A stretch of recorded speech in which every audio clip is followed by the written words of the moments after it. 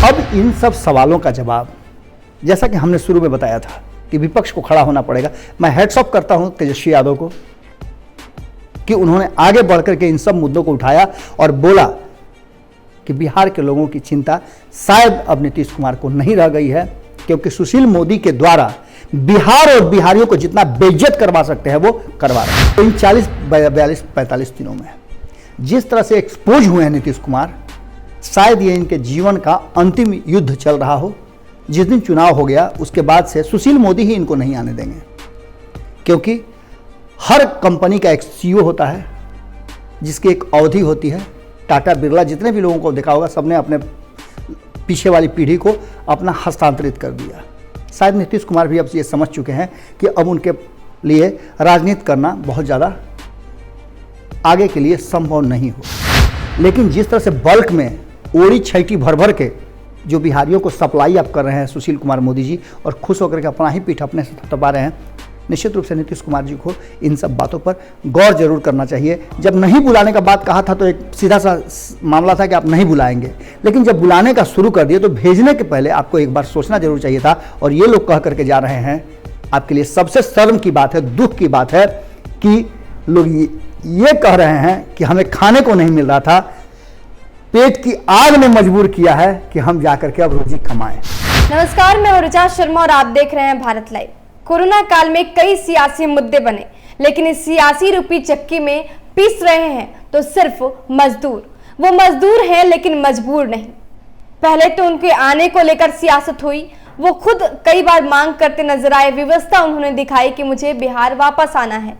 और जब वो अपने प्रदेश वापस चले आए तो अब यहां से वो वापस जा रहे हैं। इतनी बड़ी समस्या है, लेकिन बिहार के शासन की बात करें, सत्ता पक्ष की बात करें और खासकर छोटे मोदी की बात करें तो वो मंद मंद मुस्कुरा रहे हैं।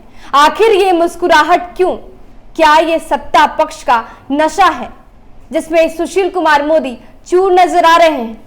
इतनी बड़ी समस्या होने जा रही है बिहार के साथ, क्योंकि हम एक बार फिर से माइग्रेशन की तरफ बढ़ रहे हैं, लेकिन सत्ता पक्ष वालों को ये समझ नहीं आ रहा है।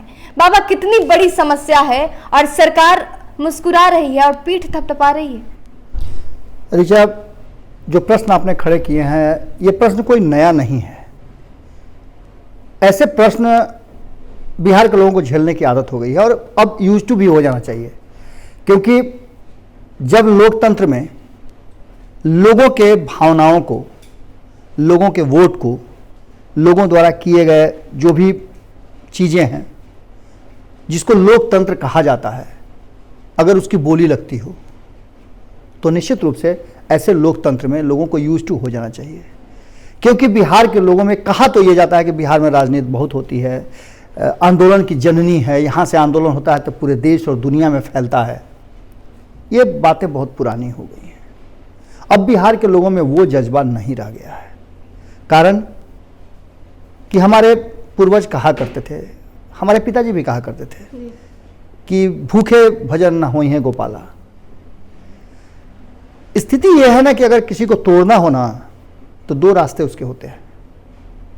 एक, उसे मानसिक रूप से तोड़ दो, या फिर उसे पेट के भूखे रख के तोड़ दो। आप यातनाओं में देखती होंगी, सबसे बड़ी यातना अगर होती है, किसी को मानसिक यातना दी जाती है या फिर उसे भूखा रख करके यातना दी जाती है कि वो टूट जाए। बिहार के लोगों के पर यही प्रयोग शुरू हो चुका है और ये प्रयोग कहीं ना कहीं इन 15 सालों में हुआ है। मुझे कहने में कोई गुरेज नहीं है। इन 15 सालों में जिस तरह से नीतीश कुमार ने खुद के चेहरे को सबसे बड़े पोस्टर में डाला है, उस पोस्टर का कहीं ना कहीं एक पहलू ये भी है कि बिहार के लोगों को आपने गिरवी रख दिया है। चाहे वो गिरवी आप अपने लोगों के हिसाब से रखें, क्योंकि एक मालिक होता है और उसके बहुत सारे ब्रोकर्स होते हैं। मेन पावर की बात, आपका मेन पावर सप्लाई की आजकल दुकानें चली गई हैं और उस दुकान के सबसे बड़े सप्लायर अगर कोई हैं तो नीतीश कुमार है और इनके साथ साथ इनके पूरी टीम काम करती है उसके लिए।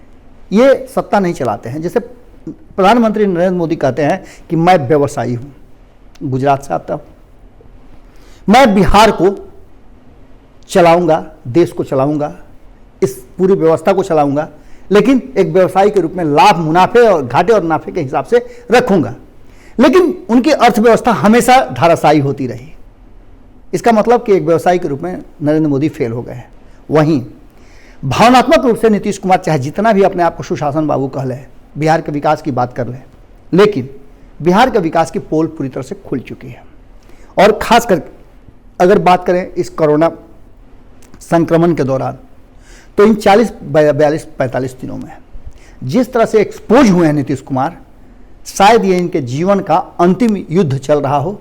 जिस दिन चुनाव हो गया उसके बाद से सुशील मोदी ही इनको नहीं आने देंगे, क्योंकि हर कंपनी का एक सीईओ होता है जिसकी एक अवधि होती है। टाटा, बिरला, जितने भी लोगों को देखा होगा, सबने अपने पीछे वाली पीढ़ी को अपना हस्तांतरित कर दिया। शायद नीतीश कुमार भी अब ये समझ चुके हैं कि अब उनके लिए राजनीति करना बहुत ज़्यादा आगे के लिए संभव नहीं हो, क्योंकि उनकी बातों को काटने का सिलसिला लगातार शुरू हो चुका है। 2019 से लेकर के अब तक आप उठा के देख लीजिए, 19 और 20 के इस 6-7 महीनों के दौर में तो नीतीश कुमार हर बार आप अपने घर में पूरी बना करके खा लें, हलवा बना के खा लें, तो कौन रोकेगा आपको? आप किसी दूसरे के घर में आमंत्रित होकर के पूरी हलवा के लिए जाएं तो ये आपके सम्मान की बात है, यानी कि समाज आपको समझता है। जब फंक्शन हो रहा था नरेंद्र मोदी के घर में, तो नीतीश कुमार बाहर बैठ करके इंतजार कर रहे थे, सुगंध ले रहे थे उनके मंत्रिमंडल के गठन का। पूरी हलवा उनको नहीं मिल रहा था, और जब आ करके गुस्सा में बिहार में पूरी हलवा बना करके खा करके और दिखाया कि देखिए हम भी पूरी हलवा बना सकते हैं, तो समझना चाहिए कि खिसियानी बिल्ली खंभा नोचे वाली बात है। अब ये पूरी तरह से एक्सपोज कैसे हुए हैं? आप लोग तो युवा पत्रकार हैं, आप लोग तो चीज़ों को बेहतर समझ रहे हैं, हम लोग से अच्छी तरह से समझते हैं। आप लोग खुद इस बात को चर्चाओं में अक्सर हमें बताते हैं कि बाबा क्या होगा। ये सिर्फ आपके पत्रकारिता जगत की बात आप नहीं करते हैं, आप हर सेक्टर की बात करते हैं। कल ये था कि हम लोग के समय में पत्रकारिता एक सम्मान की नज़र से देखा जाता था। आज बेरोजगारी का आलम ऐसा हो गया है कि लोग, सबसे आसान होता है पत्रकार बन जाना। एक माइक उठा लिए, एक लोगो लगा लिए, यूट्यूब चैनल खोल लिए और पत्रकार बन गए। इसके पीछे कारण क्या है? बेरोजगारी। लोग पढ़ लिख करके ये समझने लगते हैं कि अभी सेक्टर में हम अपने आप को आजमा लेंगे। लेकिन इन लोगों को भी अगर मौका मिले सुशील मोदी को, पत्रकार सप्लाई का कहीं से आदेश आ जाए दुनिया के किसी कोना में, तो ये गधा, भेड़, बकरी, मुर्गा सबको ही पत्रकार बना करके भेज दें। कोरोना संक्रमण के दौरान जब पूरे दुनिया के लोग अपने लोगों को अपने पास रखना चाहते हैं, दुख बांटना चाहते हैं एक साथ, या फिर इस लड़ाई में हिम्मत बढ़ाना चाहते हैं एक दूसरे से, उस काल में आप बिहार के मजदूरों को मरने के लिए भेज रहे हैं। ठीक है, हम कई बार हम बात बोल चुके हैं कि यदि ये बच्चा जिद करना शुरू करे कि आप चुक्का में हाथी कर दीजिए, तो क्या आप कर पाइएगा? उसे बहला फुसला करके अपने बात को मनवाने के लिए आप उसे समझा लीजिएगा। हो सकता है दो तबला मार करके भी उसे समझा लीजिएगा, होता है सब। लेकिन सुशील मोदी को देख लीजिए कि लगता है दुनिया के सबसे बड़े ब्रोकर और सबसे बड़े मेन पावर सप्लायर जो हैं वो सुशील मोदी हो गए हैं। और उनके मुखिया जो हैं सीईओ, वो सीईओ जो है उनको आदेश दे रहे हों, क्योंकि चुप्पी आदेश का मतलब होता है मुख। आप चुप है किसी मुद्दे पर तो इसका मतलब है कि मुख आपका समर्थन है। ये तो फॉर्मूला है, इसको आप कहीं भी फिट कर सकते हैं। अब इन सब सवालों का जवाब, जैसा कि हमने शुरू में बताया था कि विपक्ष को खड़ा होना पड़ेगा। मैं हैट्स ऑफ करता हूं तेजस्वी यादव को कि उन्होंने आगे बढ़कर के इन सब मुद्दों को उठाया और बोला कि बिहार के लोगों की चिंता शायद अब नीतीश कुमार को नहीं रह गई है, क्योंकि सुशील मोदी के द्वारा बिहार और बिहारियों को जितना बेइज्जत करवा सकते हैं वो करवा रहे हैं। आपको याद होगा 2014-15 के बीच में जब हरियाणा का चुनाव चल रहा था, सुशील मोदी वहां चुनाव प्रचार में गए थे। मैं प्रसंग को याद करा रहा हूं सिर्फ कि सुशील मोदी के लिए बिहार और बिहार के लोगों की अस्मिता, इज्जत कितना है, किस तरह से बिहारियों को वो बेचते हैं। उन्होंने एक बात जाके कहा था कि हरियाणा में बहुत ज़्यादा लोग कुंवारे हैं, मैं बिहार से लड़कियां ला करके इन लोगों की शादी कराऊंगा। आप समझ सकते हैं कि कितनी सोच उनकी ओछी है। और ऐसे ही ओछी सोच को उन्होंने एक बार फिर से दिखलाया है, खुश होकर के, कि बिहार के लोग अब बाहर फिर से काम करने के लिए जाना चाहते हैं। बिल्कुल बाबा, आप फोटो फ्रेम की बात कर रहे थे कि नीतीश कुमार का फोटो फ्रेम में बड़ी सी तस्वीर लग गई है, लेकिन सबसे बड़ी बात है कि वो तस्वीर एज अ हीरो नहीं लगी है, एज अ विलन ही लगी है। अब बिल्कुल ठीक कर रही हैं। मैं यही बातें अभी कह रहा था कि आधुनिक पत्रकारिता में जिस तरह से आप लोग बातों को रख रही हैं, ये पूरा टीम निश्चित रूप से एप्रिशिएबल है।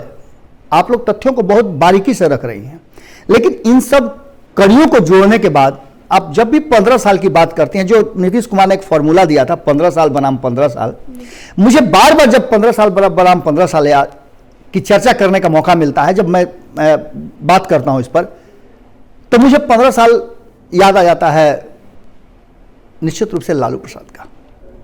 लालू प्रसाद के शासनकाल में बहुत सारी कमियां थी, लेकिन लोग जिस तरह से अभी घुटन महसूस कर रहे हैं, ये घुटन महसूस नहीं करते थे। कुछ लोगों के साथ हो सकता है कि कमियां रही हों, किडनैपिंग था वगैरह वगैरह था, उस कहाँ बंद हुआ है? नहीं बंद हुआ है।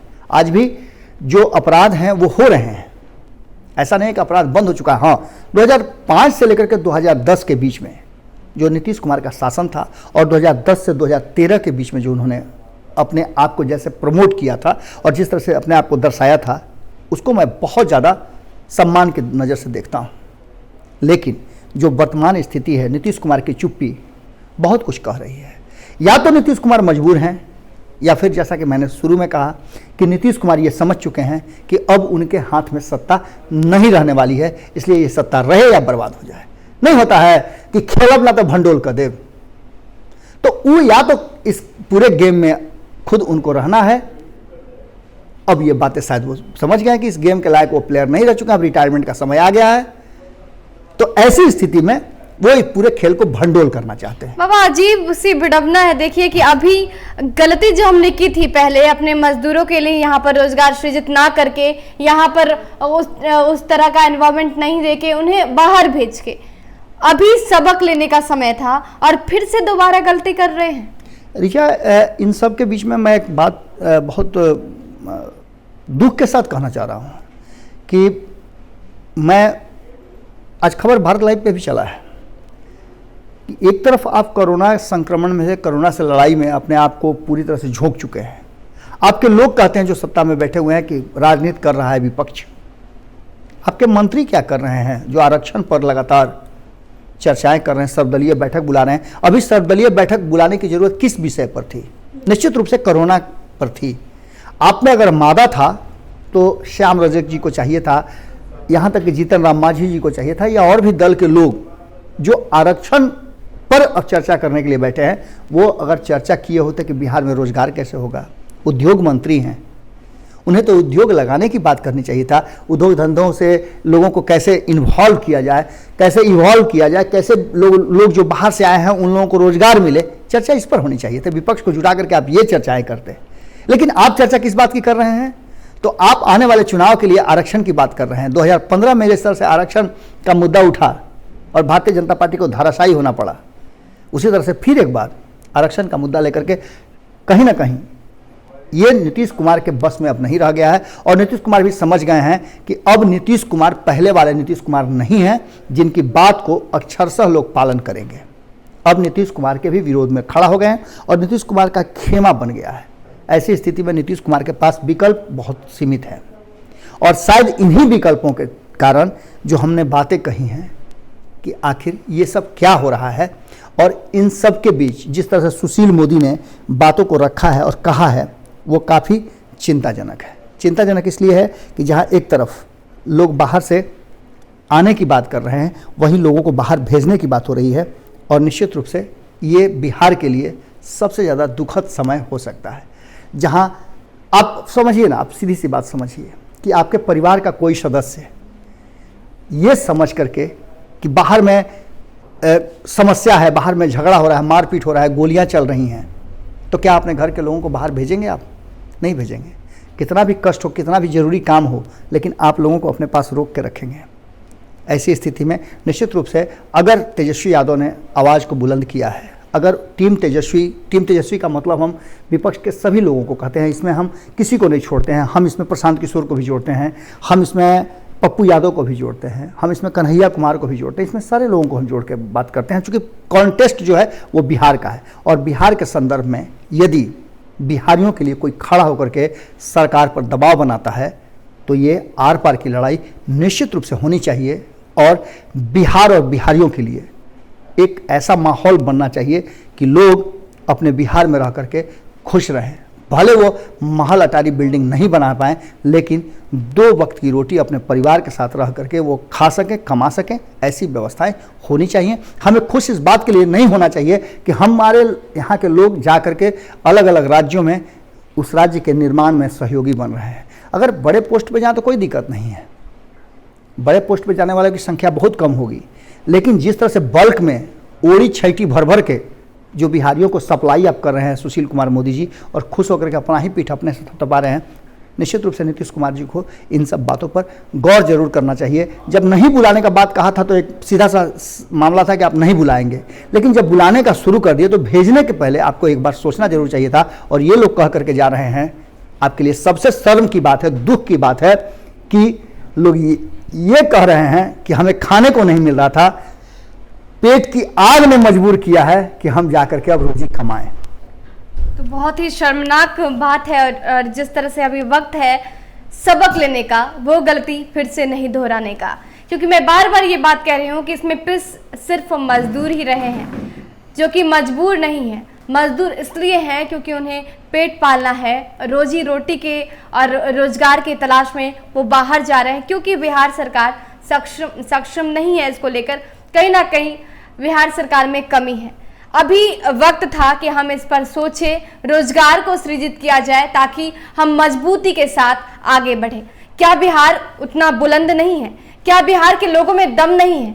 आप क्या विचार रखते हैं इस पर? हमें जरूर बताएं कि क्या हमारे पास दम नहीं है कि हम खुद से रोजगार सृजित कर बिहार के विकास की बातें करें?